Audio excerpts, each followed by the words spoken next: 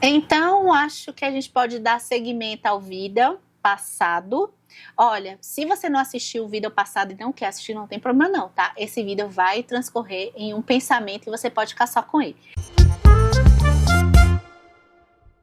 Mas relembrando que no vídeo passado a gente falou de uma série, The White Lotus, e a gente trouxe alguns livrinhos junto com essa série.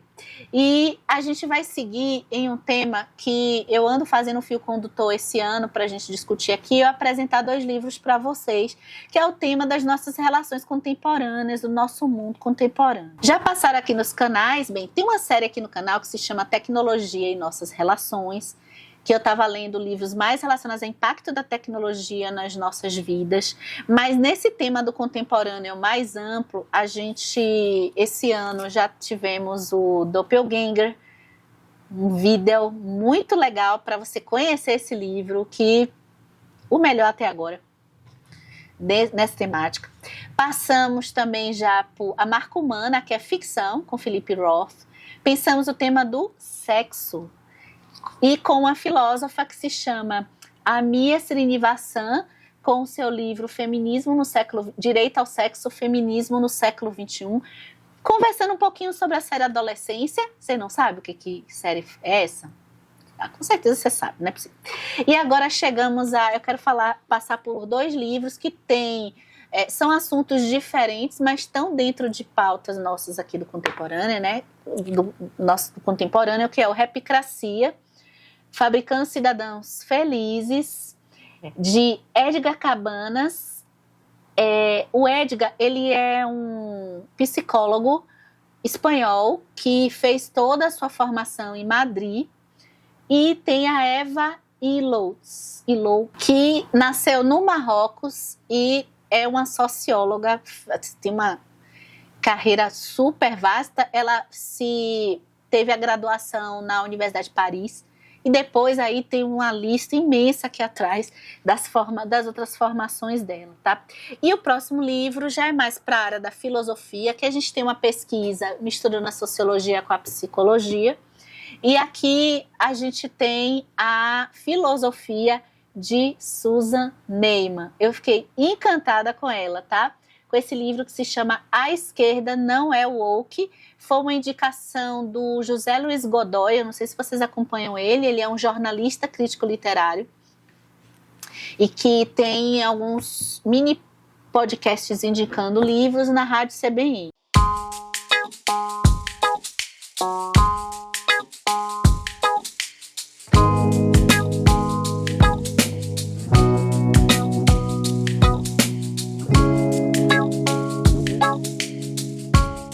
Você acha que todo mundo tem o direito de ser feliz? O que vai acontecer em Repicracia?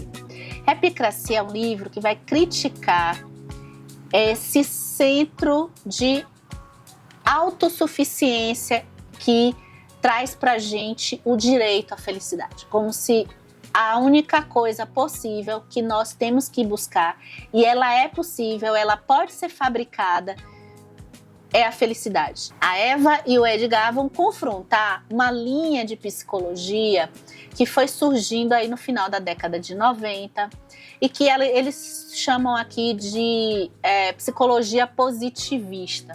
É uma forma de psicologia que se adentrou muito ali nos ramos da ciência. Segundo eles, recebeu também muitos valores de empresas para investimentos em pesquisas ligadas à ciência, à parte neurológica, à neurociência, que pudesse entender o funcionamento do cérebro humano para que, dentro de uma certa ideologia, essas pessoas individualmente conseguissem aprender a ser felizes. E será que a felicidade é algo que a gente possa aprender como matemática, física, química? O que eles vão criticar em Repicracia, vão até explicar e especificar melhor, por que eles entendem que essa linha de psicologia está vinculada a alguns interesses econômicos, e que muitas das vertentes dessa linha são completamente fora de sentido. Eles compreendem que existe uma individualização ainda maior do ser humano, do que eles entendem que seria o adequado. Porque nós também somos sociedades e somos também, estamos dentro de um coletivo. E as soluções não podem ser só individuais. Vocês estão lembrando do vídeo que a gente conversou de Doppelganger, que a gente conversou um pouco? Naomi Klein já salienta isso aqui, né?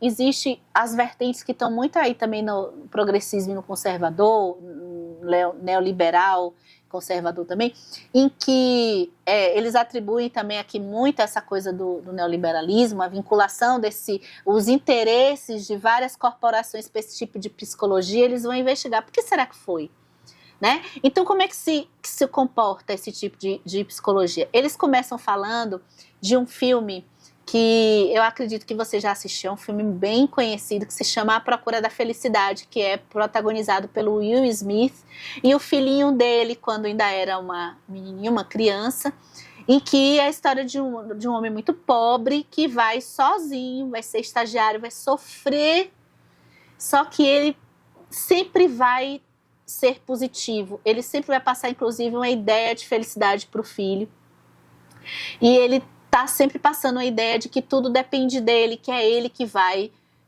conquistar, que vai, quer dizer, a procura da felicidade, né? É ele que é o responsável por obter a felicidade. Então, ela vai partir até desse filme, que sempre foi usado em muitos centros de treinamento desse tipo de psicologia, inclusive. O problema que esses pesquisadores apontam aqui é que essas soluções exclusivas, observando o indivíduo, para que a gente acredite que somente a gente é capaz, e veja, a gente tem responsabilidade de muita coisa que acontece com a gente tem sim, mas até a página, sei lá, 10, né, gente? Porque a gente não vive sozinho, né?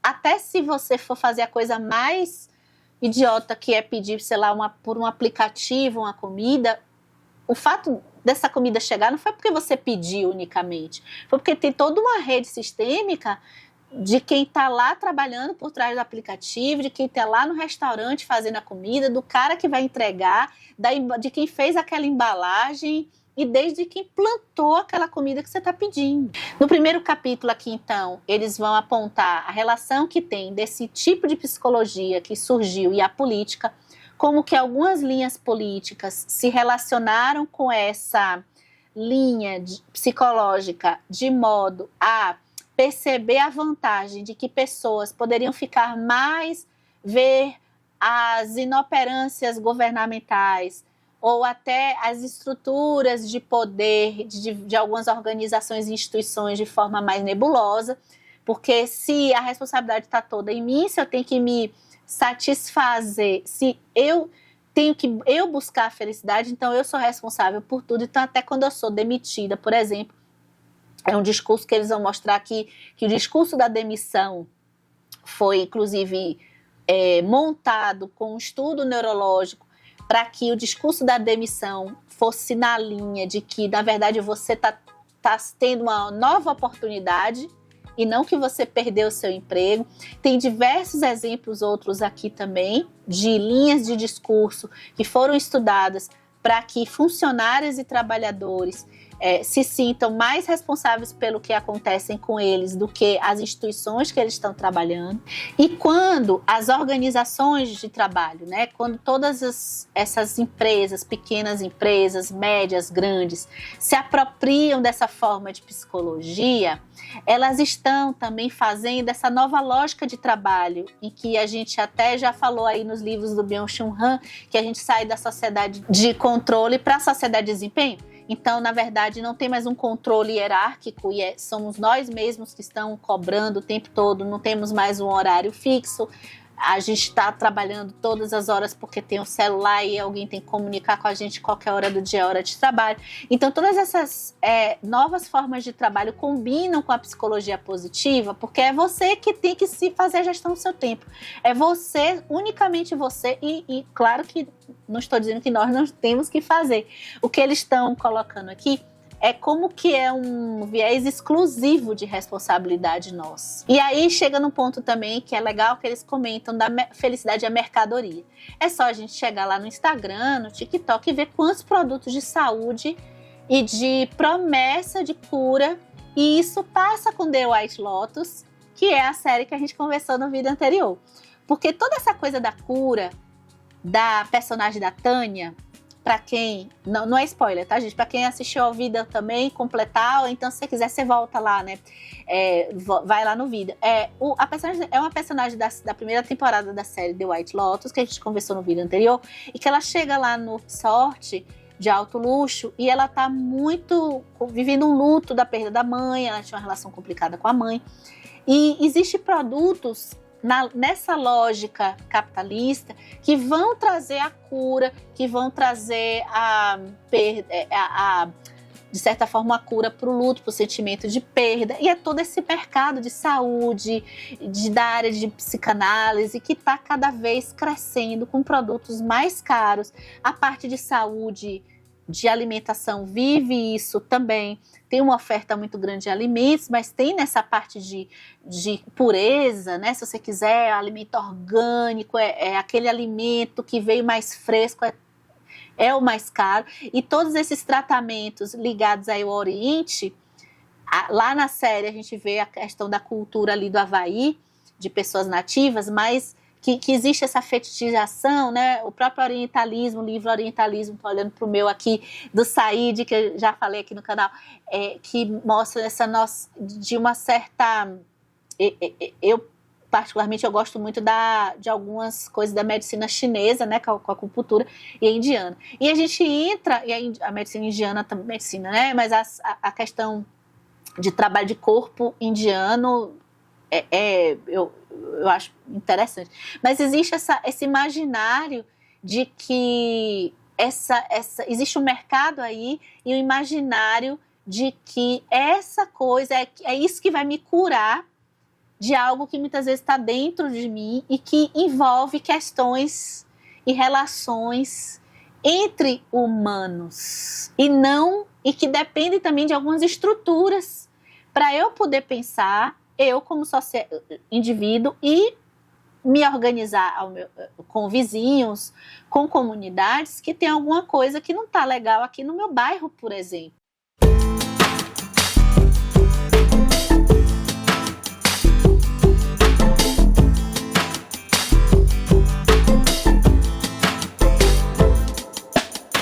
Esse livro eu gostei até mais do Repicracia, porque o Repicracia eu gostei bastante, só que em determinado ponto eu sinto algumas repetições.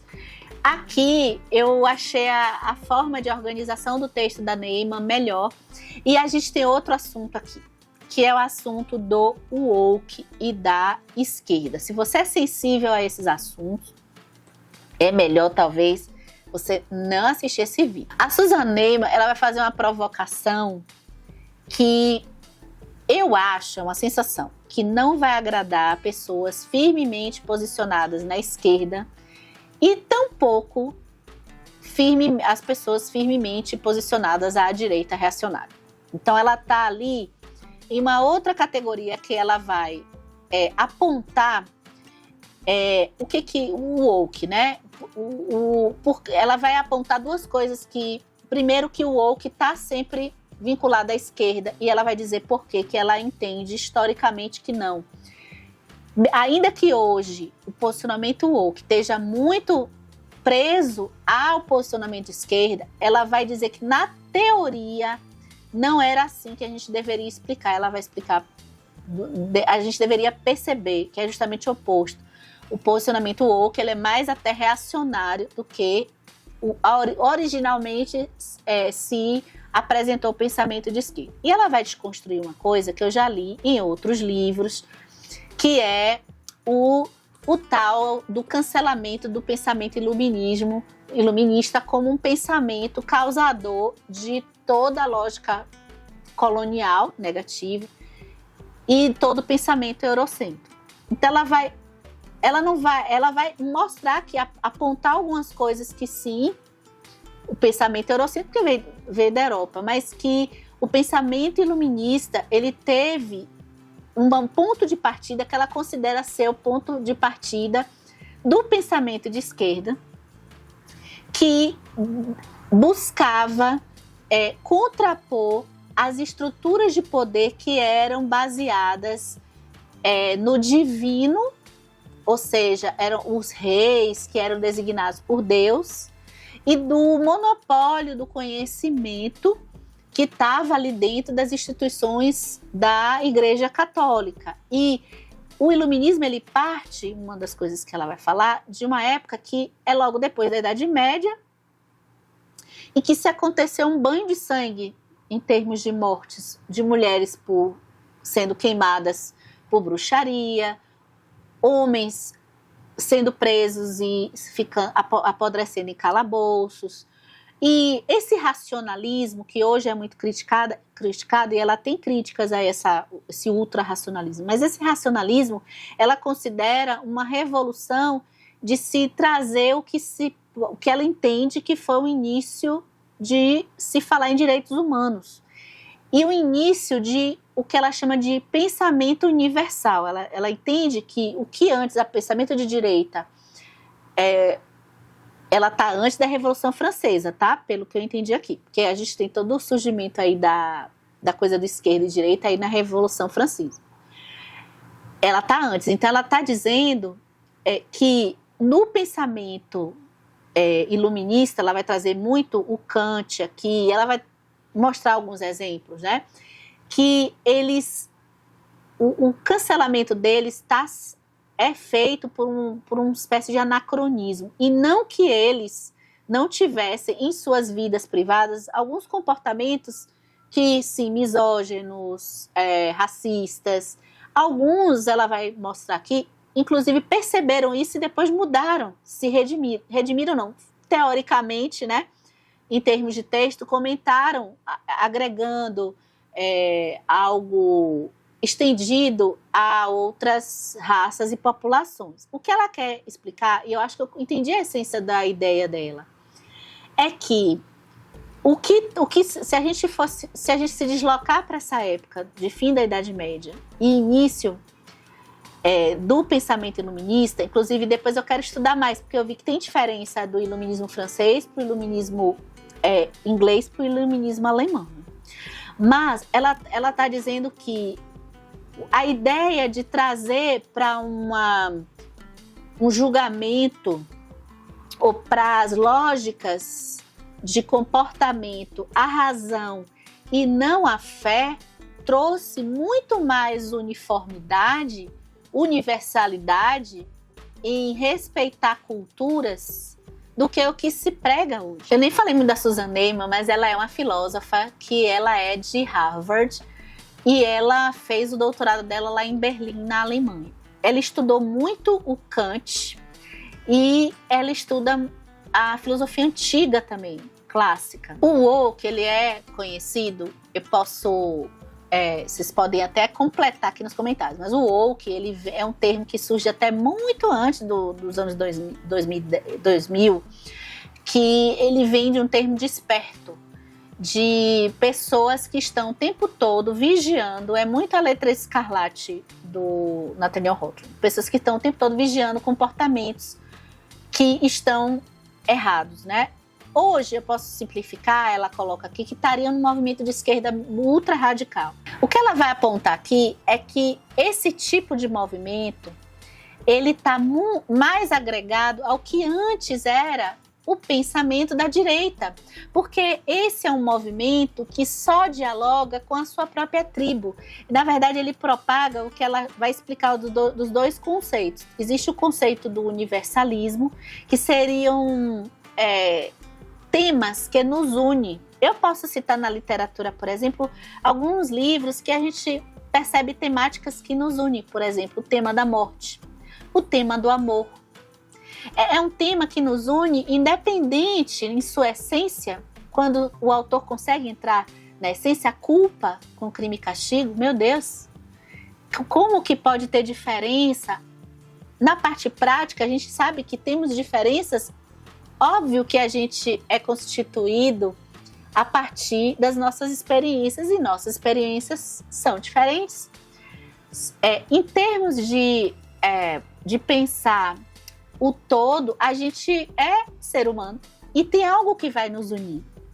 E são esses temas, por exemplo, como ela coloca temas como justiça, que se vai discutir o que é justiça para um, não é para outros, e que claro que tem pessoas que não são iguais às outras unicamente, tem pessoas com deficiência, tem pessoas negras, tem pessoas que não têm uma perna, tem pessoas que são obesas, outras que vivem algumas questões, tem pessoas que vivem questões de não enxergar. Enfim, são diversas, ou que tem uma cultura que pensa diferente acerca de um ritual. Bem, o que ela quer dizer é que o woke está muito mais próximo a um pensamento que se tinha na aristocracia ali por volta da Idade Média. E eu fiquei assim surpresa, porque eu nunca tinha visto esse olhar dentro da cultura woke, que é muito... A extrema-direita ama se apropriar da cultura woke, se apropriar do tema dessas falhas que eu considero nos pensamentos que são direcionados sempre à esquerda. Bem, uma coisa que eu fiquei impressionada é o repertório desta mulher. Porque a woke, o que ela leu, eu não sei não. Ela não passeia somente em teóricos conhecidos, em filósofos conhecidos. Ela vai citar filósofos hoje muito estudados nos estudos decoloniais, Attila Mbembe. Eu posso fazer uma lista, que eu não fiz a lista. Então, Thomas Piketty, que é o cara da economia, Bauman, tem um até aqui, o Frantz Fanon. Então, ela não está presa nos pensadores europeus e estadunidenses. Ela está lendo também outras manifestações de textos e outras manifestações culturais no continente asiático, no continente africano, aqui na América do Sul. Eu não estou lembrando de nenhum, mas ela tem assim, uma diversidade de intelectuais e de textos e de interpretações. O que ela esclareceu bastante para mim, que fui lendo muitos dos temas de interseccionalidade, feminismo negro, teorias feministas de outras vertentes. Então, eu acho que ela esclareceu algumas coisas que me fez pensar sobre esses caminhos de particularização extrema da identidade. Uma das coisas que ela fala, por exemplo, da interseccionalidade, que é uma teoria que circula aí também, e que acho que se aplica a outras, é o ponto de partida e acho que eu até já comentei aqui no canal, e a interpretação do senso comum. Essas teorias, eu falei aqui, por exemplo, do livro da Kwang, O Impostora, e falei um pouco da apropriação cultural. Lugar de fala, apropriação cultural, empoderamento, interseccionalidade, identitarismo, né? Identidade, são temas que me parece que tem uma sofisticação e uma complexificação que no senso comum parece que não dá liga. E eu acho que também, eu não sei se isso em termos de estratégia, que eu reconheço a importância desses temas e da gente entender um pouco deles, mas eu não sei se em termos de estratégia, isso misturado com a cultura, isso para mim não está dando bem, não está dando muito certo. Por quê? Porque uma coisa que eu aprendi com o professor é que a melhor linguagem, a melhor comunicação é a gente pegar o assunto mais difícil e fazer uma criança de 8 anos entender. E quando a gente estuda alguma coisa, quando a gente tem o conhecimento, quando esse conhecimento chega até essas pessoas que estão aí fazendo mestrado, doutorado, estudando, tanta gente, é interessante a gente explicar essas coisas de uma forma e que deixe no senso prático de uma forma que as pessoas possam entender. As pessoas não estão entendendo, é porque o tema é meio complicado. Eu acho que é um tema meio complicado mesmo. A interseccionalidade, a parte mesmo de entender povos marginalizados, a Neyman, ela vai colocar, e eu acho que a argumentação dela e o texto dela, deixa eu falar quem traduziu, foi Rodrigo Coppi Caldeira. Pelo texto dela, que é um texto claro, ela consegue trazer uma diferença de se perceber situações históricas em que povos foram oprimidos, situações históricas que erros foram cometidos por alguns povos, que algumas atitudes não cabem mais nos dias de hoje. E tomar um viés de conhecimento, reconhecimento, digamos assim, né, de reconhecimento de não repetição dessas ações, e o que ela chama de utilizar isso como forma de trazer um vitimismo, né? Então ela vai separar as vertentes e ela vai trazer os intelectuais que falam de um jeito, que falam de outro, né? Como que também dentro desses estudos tem essas divergências. Sobre a interseccionalidade, ela fala, por exemplo, a ideia da interseccionalidade, da gente poder ver diversas situações específicas, foi numa linha de misturar isso com o lugar de fala de que somente quanto mais você acumula as formas de opressão, é que você tem mais direito do que a outra pessoa que só tem 2 formas de opressão. Então, a mulher negra oprimida porque é mulher e porque é negra, ela tá mais desqualificada do que a mulher negra lésbica, porque ela já acumula 3. Então, ela vai na linha do vitimismo. E aí, como na tradição, a esquerda, ela parte de ideias que se sensibilizavam a pessoas marginalizadas e oprimidas, todas essas ideias de exclusão, no final das contas, embutidas dentro do pensamento de esquerda, segundo ela, são confundidas com o pensamento original de esquerda, mas na verdade essas ideias estão se afastando do pensamento original de esquerda. Tem uma frase que foi a que eu botei assim, caixa alta nas minhas anotações, vou colar aqui, dizer que a geografia nos afeta é trivial, dizer que elas nos determinam é falso. E ela vai explicar por que ela pensa assim. Bem, acho que eu falei muito, tá aqui. A esquerda não é woke,